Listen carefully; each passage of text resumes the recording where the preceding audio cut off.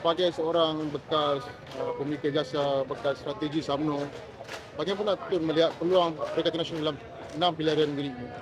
Dia berbalik kepada mood rakyat.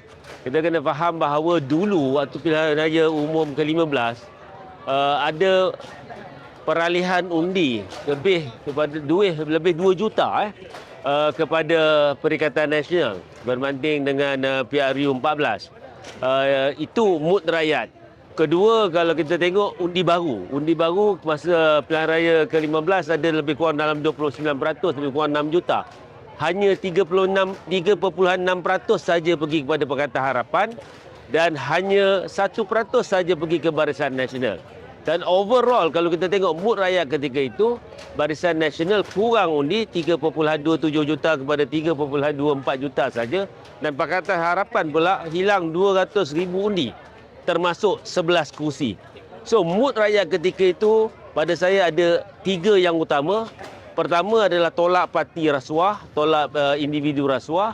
Kedua, tolak parti penipu, parti yang berbohong kepada rakyat, parti yang mereka dapat lihat 22 prestasinya 22 bulan. Dan ketiga adalah mood penolakan terhadap Presiden UMNO Datuk Seri Zahid Hamid. Ini 3 yang paling utama.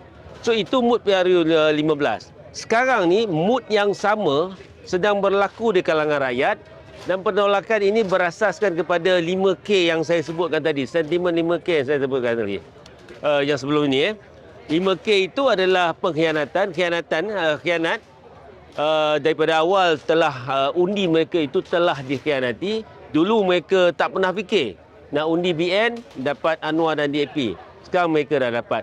Saya rasa mereka tak akan buat kesilapan yang sama. Yang kedua, orang pakatan sendiri, yang undi pakatan, mereka tak pernah terfikir yang undi pakatan akan dapat Zahid Hamidi dan juga UMNO, yang parti yang mereka kata penyamun dan sebagainya. Hari ini dah dapat. So, K yang pertama ini jelas. K yang kedua, kita tengok penipuan ke kelentong, apa yang mereka kelentong, yang terbaru kelentong pasal Felda lah. Pembayaran Felda dan sebagainya. Selain daripada janji-janji yang tidak ditepati. K yang ketiga adalah yang berkaitan dengan kegagalan. Kegagalan hari ini sangat teruk. Tadi Presiden Bersatu menyebut sendiri tentang kos sara hidup yang tinggi, harga barang yang naik, bil elektrik yang tinggi. Dan keempat adalah berkaitan dengan K yang keempat adalah kata yang mereka kata lain, buat lain. Yang terbaru adalah kes 3R. Mereka kata macam-macam tentang Bersatu, tentang PAS, yang kononnya memainkan sentimen 3R. Tapi sebenarnya dari segi sejarah, dulu lagi mereka dah mainkan sentimen 3R, dan terbaru Lim Guan Eng sendiri mainkan sentimen 3R. Yang ini yang kita kata tak serupa bikin, itu tak termasuk lagi yang lantik orang politik dalam JLC, nepotism dan sebagainya. Dan yang terakhir adalah keangkuhan. Keangkuhan ni kalau tengok, saya boleh simpulkan, tak pernah kita tengok mereka mengaku salah. Yang salah tetap rakyat, yang salah tetap peniaga, yang salah tetap penjawat awam.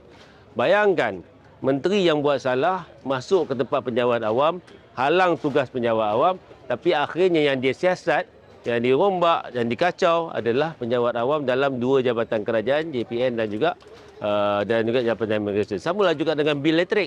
Bil elektrik melambung tinggi, yang disalahkan adalah rakyat. Tak pernah lagi kita tengok yang disalahkan adalah diri sendiri.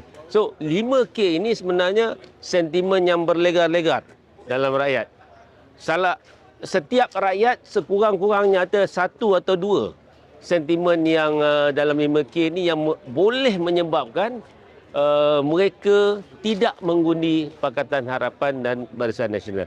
Pada saya, kalaulah walaupun kita tengok strategi PN adalah menumpukan kepada kawasan yang majoriti Melayu, lebih 60%, sampai ke 60%. Tapi saya melihat bahawa masih boleh dicuri sedikit undi daripada pengundi Pakatan Harapan yang kecewa dengan Pakatan Harapan berkaitan 5K ini, dan juga pengundi dalam UMNO sendiri yang saya rasa tidak akan mengundi disebabkan marah kepada Presiden dan marah kepada kerajaan hari ini. So potensinya, kalau tanya saya, ada harapan, kalau kata mood ini berterusan, ada harapan untuk kita tawan Selangor, mungkin 33 kursi ataupun 30 kursi.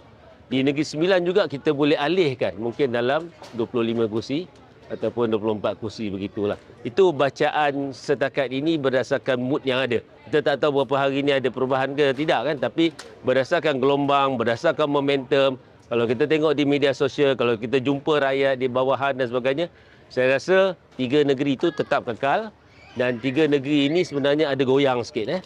Kalau macam Penang, saya rasa di sebelah Penang mungkin boleh kekal, tapi di sebelah seberang Perai, saya rasa banyak kursi yang akan ditawan oleh Perikatan Nasional.